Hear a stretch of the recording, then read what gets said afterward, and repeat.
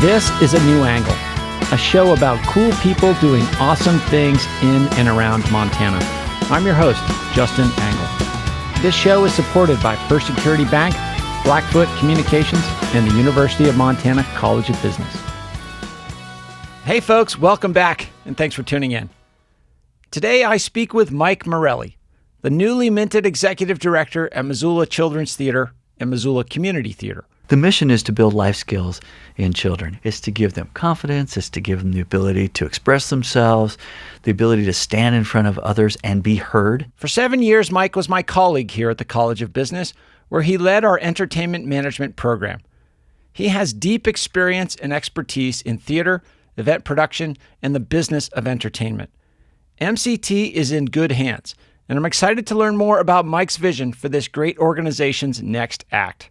Mike, thanks for being here today, and congrats on the new gig. Thanks. I really appreciate it and so glad to be here. Yeah, so tell us, where did you grow up and what did your parents do? I grew up in Longmont, Colorado, which is a town outside of Boulder.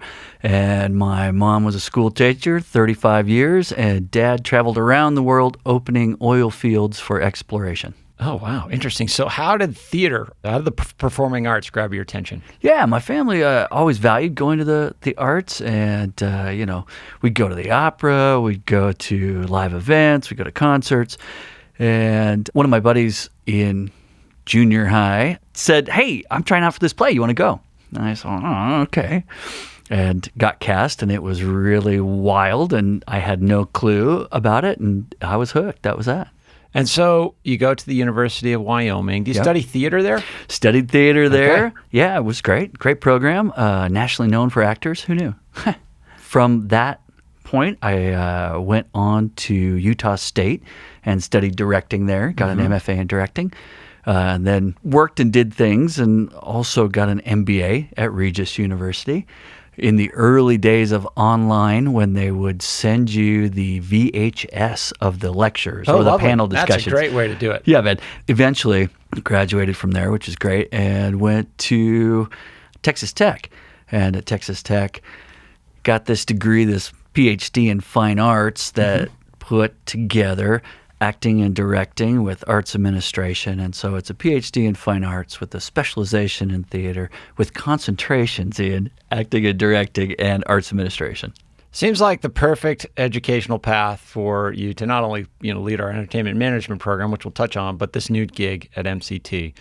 If you were to draw it up, you seem like the ideal candidate. Well, I hope so, and I'm glad that they thought so. Exactly. Yeah. Well, you got the job. So yeah, man, so that's check good. That box. Yeah. You spent 7 years here as the leader of our entertainment management program. And I guess what I'm most curious about there is that role put you at kind of the epicenter of entertainment in Missoula, whether it's, interfacing with the Denison or the Montana Theater or a production at the Adams Center. I know you were an interim director of the Adams Center, the Grizz Stadium, but also, we've got Logjam and all these other up-and-coming entertainment companies here in Montana.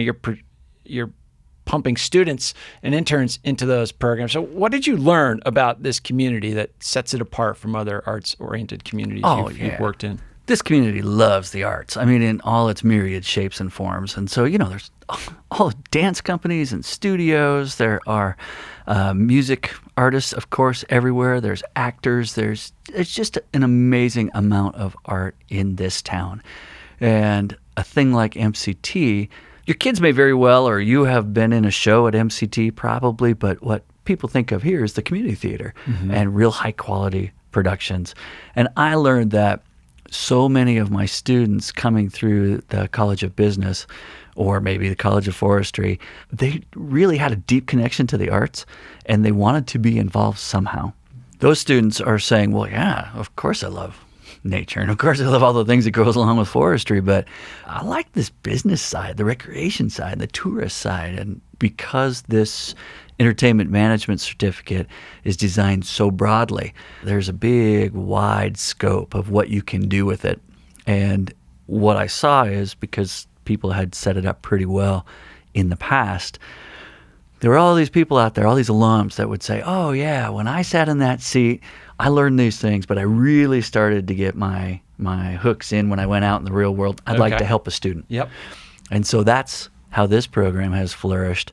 And so as you're laying that out, it occurs to me that you went through this arc in your career where, as a performer, that didn't become your path, that the administrative business side of it became your path. And as an educator, you've probably shepherded a lot of students through that journey as well, where they say, you know what, being a professional touring musician might not be my thing, but there are many other opportunities in the industry where I can be close to my passion. Talk about that process for yourself and how you've helped students go through it. For me, I just kept finding out.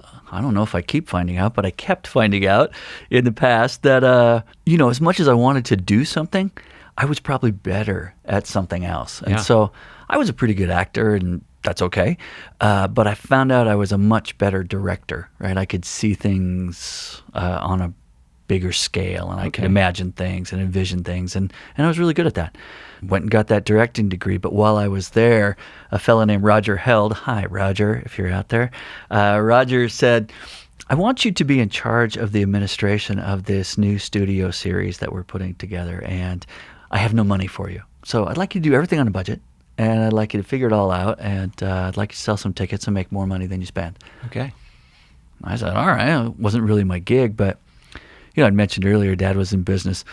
Business was a discussion around the dinner table all the time. And so I don't know whether it's soaked in or is osmosis or predisposed or what, but it's pretty decent at that side. And so was able to make things work financially while putting a vision towards the artistic offering.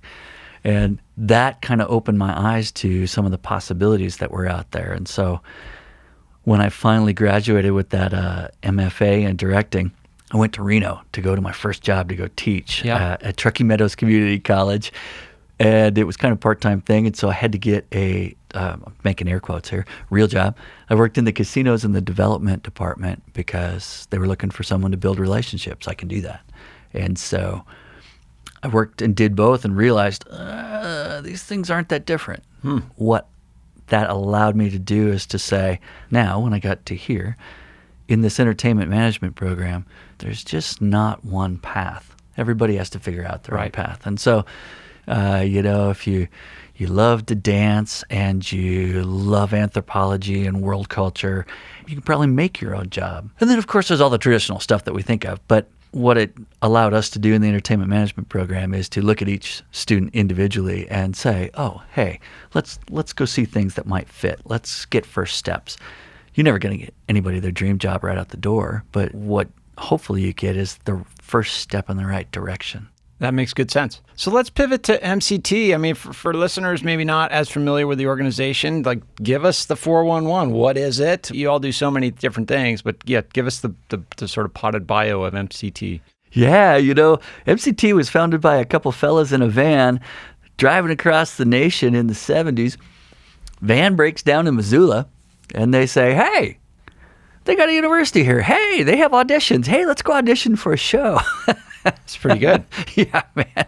So, 50 years later, what has happened? So now what is so amazing, it's MCT Inc., but it's Missoula Children's Theater and Missoula Community Theater. Missoula Children's Theater goes all over the world. On any given year, we might drive 320,000 miles. I mean, the fleet of red pickup trucks is unbelievable. How many of those red pickup trucks do you have? 40 trucks hanging out there. Louise. Yeah.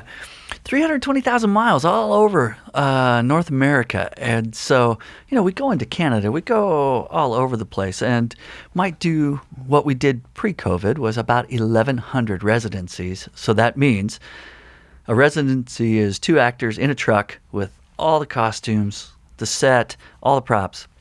Drive into somebody's town and audition on Monday night and then rehearse it all week and put on a show with those kids that have rehearsed all week, Friday and Saturday. Sorry, I made an assumption. Those kids audition the show for school agers or specific ages. So it might be little ones, elementary might be, high school might be, middle school, but there's always an age group that the show's appropriate for. And then we put somewhere around 60 to 65 children into the show, rehearse it, perform it, hop in the truck and drive to the next one. Drive to the next town. That's one residency. And so those actors might be with us for 10 weeks. They might be with us for 3 months. They might be with us for a year or 6 months. So that's in North America.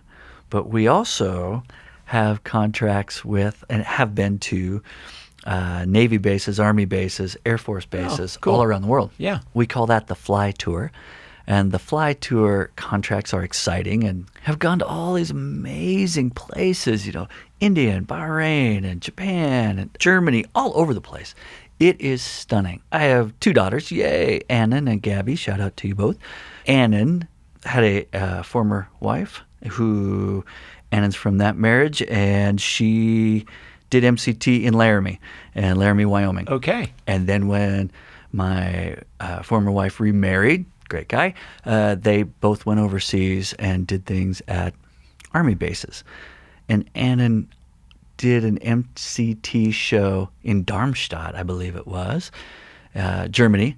And on that base, she was having some culture shock because going from Laramie, Wyoming Sure. to a military lifestyle, it's very different. And MCT brought her out of her shell. That stuck with me. So, I've seen that personally, certainly value what MCT does, but the mission is to build life skills in children. And it's not to make great performers. It's to give them confidence. It's to give them the ability to express themselves, the ability to stand in front of others and be heard. Mm-hmm. And in a time now when people have gone all their separate ways and we're trying to reintegrate back with each other, I can't think of anything that resonates more. Gosh, and let's talk about that a little bit. I mean, Yeah. You're new. Well, you've been on the board of the organization for years, so you have some deep experience and fluency with what the organization has been through during pandemic. Can you talk about that a little bit? Like, how did you keep things afloat, and then what are you most excited about now as you're sort of starting to think about whatever business as usual looks like going forward? Yeah. During the pandemic, MCT made a real concentrated effort to keep everybody on payroll that wanted to be on payroll. There's some folks that said, hey, it's going to be better for me if I separate and get the government assistance. Sure. But MCT worked really hard to do that, and the board worked along with everybody else on staff, because it was a whole staff effort. They worked to get PPP loans is how they all started, but they turned into grants. Yep. And then also went out and got other grants. And those things allowed MCT to continue and keep people on payroll. And with so many arts organizations closing down, that was unbelievable. And as a board member at the time, we would hear these reports about and see the financials. This is what's happening, and here's how we're doing it, and here's how we think we're going to go, and here's the scenarios, and everybody would look at the financials and take a deep breath because that's pretty rough. Yeah. But the organization weathered it, and because of everybody's extraordinary contributions. We'll be back to our conversation with Mike Morelli after this short break. A New Angle is supported by First Security Bank, Blackfoot Communications, and UM's College of Business. Access to capital, broadband, and education are 3 ingredients any community needs for success. Hey, this is Jeff Petticord, and you're listening to A New Angle. Welcome back to A New Angle.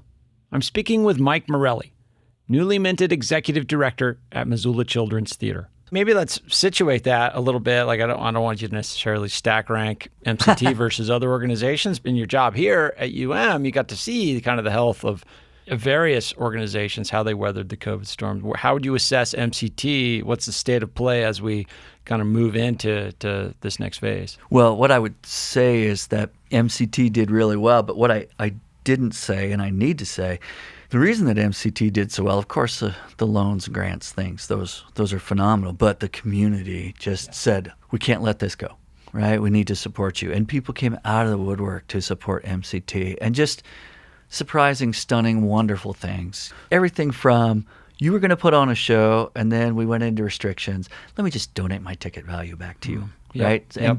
And when you start talking about, a couple thousand people see our shows, that's real money. Heads up. Right.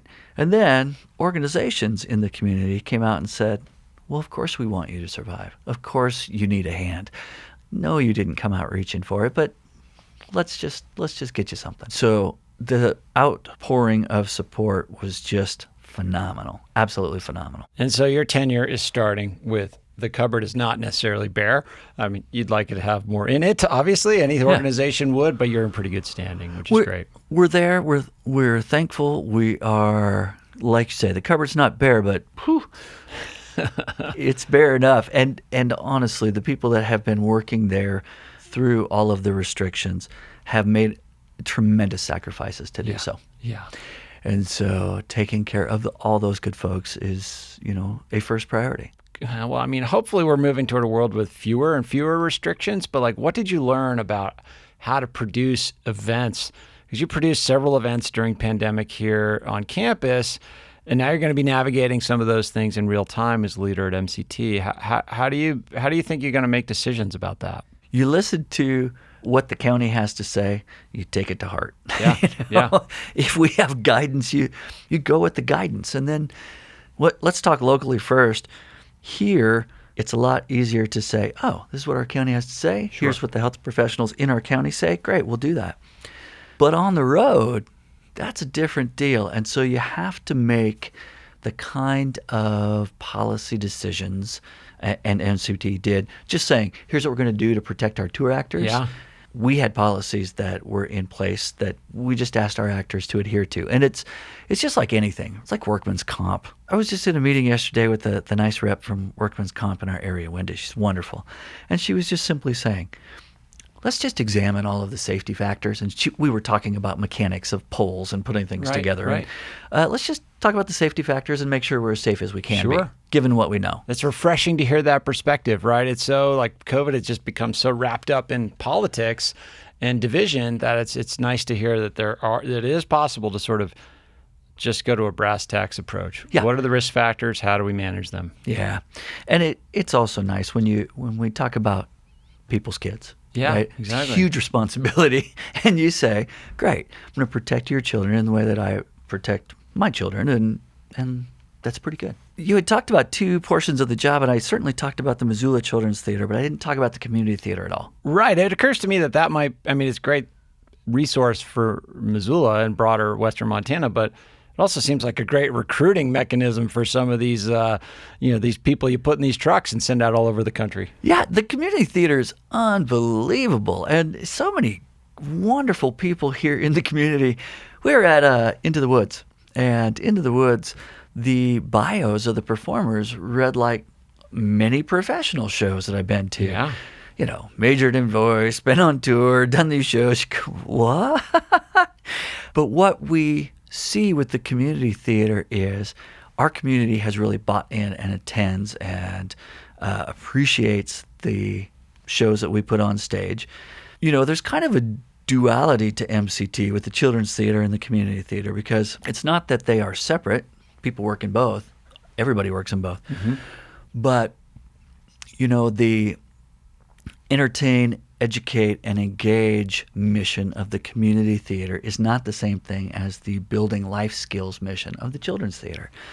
And so we try very hard to get volunteers in and get them involved and get them in the work in a variety of capacities. And so, yes, of course, performing, and you look up there and you go, oh, that dude sold me groceries. Ah, cool. But also the people that built the sets or hung the lights or worked on the sound.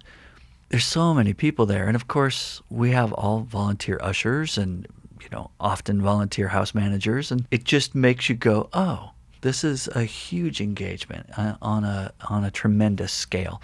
Hundreds of volunteers. Yeah. Yeah, it's a lot to manage, and it's inspiring of how many people kind of get into the mix. I'd love to kind of get your thoughts on your vision for MCT. Yeah. You're at the start of your tenure.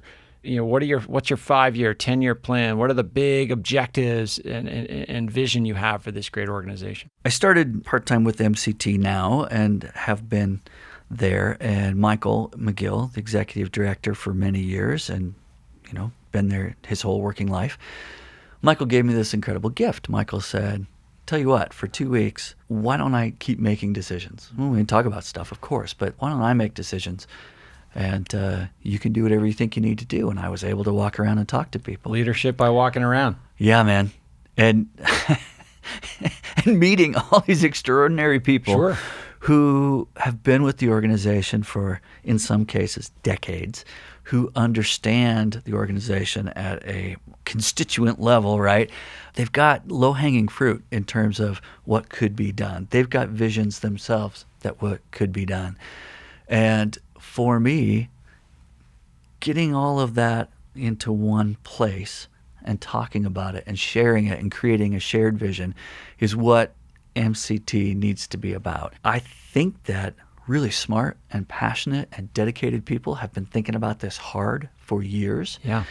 And what is going to take us into the next part of our journey is figuring all of that out together in one direction that we can go. I expect that that's going to take some time. Yeah, I mean, Mike, that resonates tremendously. You know, we've had the great fortune of talking to a great many really successful leaders on this podcast.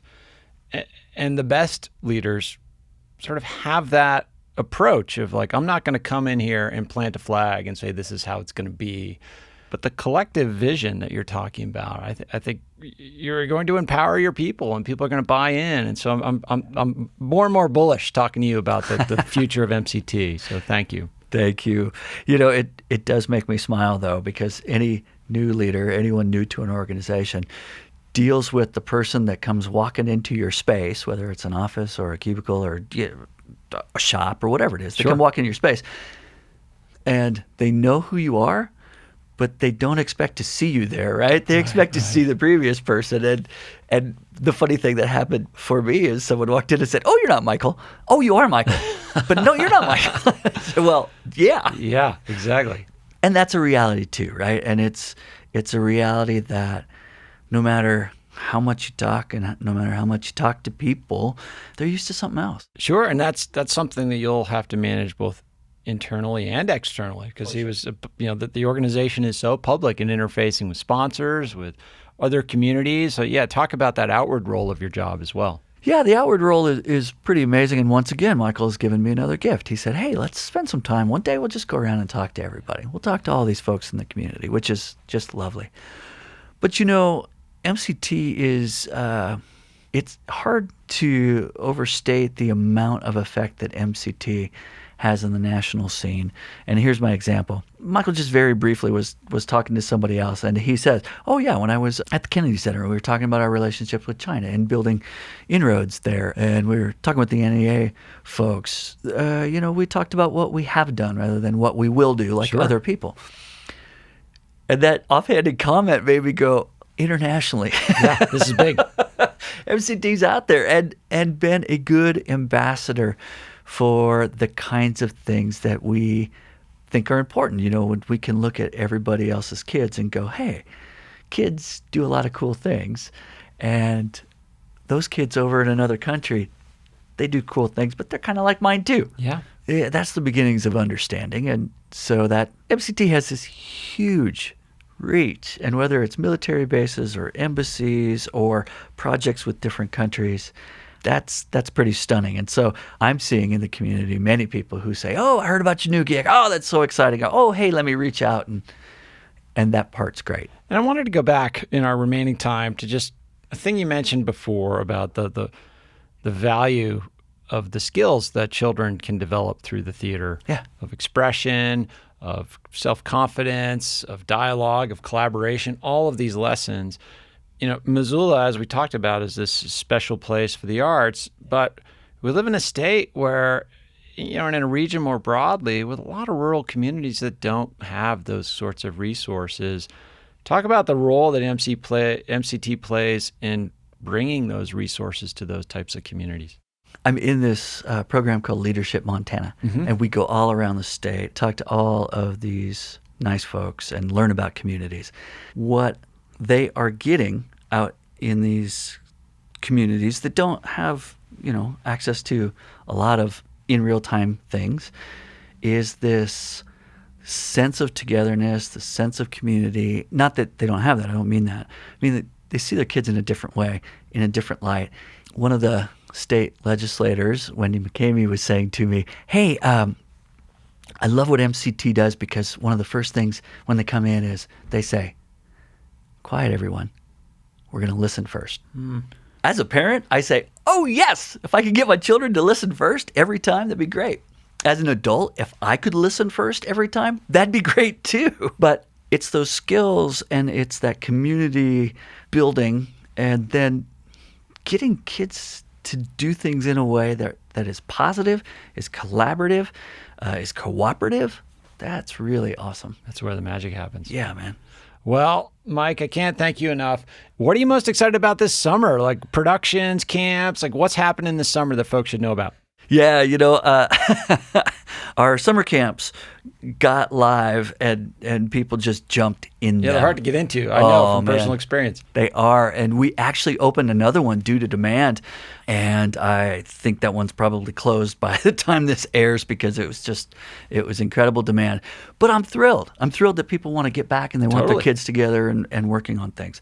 I'm also thrilled about we're having performing arts camp up at Flathead. So South Shore, North Shore, East Shore, all the different age groups. That's where they are, depending.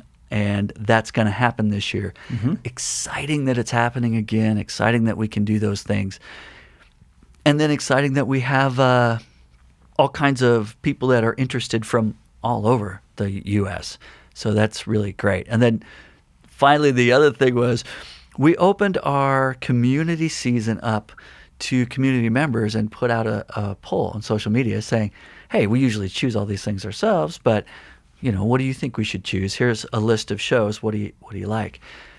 We had over 400 people respond to that in about 24 hours. And so I'm thrilled about that. Do we know what we're going to show? Or No. are we still processing the data? We're still processing the data, and not because we don't know what came in first, but it's always this dance, and most people don't know. You say, oh, we're going to do these things, and you reach out to the company, and they say, exactly. Oh, the rights are available, and you say, great. And then you say, oh, let's take a poll, and you say, great.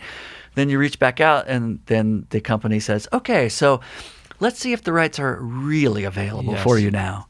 Just like everything. If it used to cost X amount and now it costs X plus 30%, whoo, hard to figure out. Yeah, and that's why we need somebody with your unique combination of skills in this position. Mike, it's been great to have you as a colleague here at the College of Business. You will be missed, but I am so excited for you to have this new role and to be a steward of this great resource for this community. Thank you. And thank you for coming here today. Thank you, Justin. I appreciate that. Looking forward to seeing you at MCT.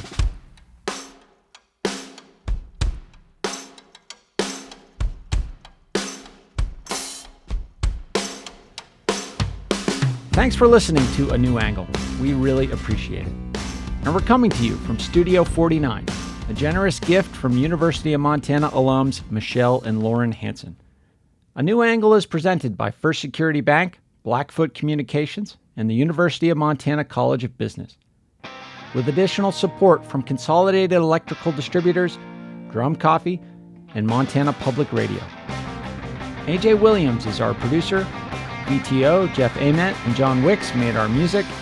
Editing by Nick Mott, and Jeff Meese is our master of all things sound. Thanks a lot, and see you next time.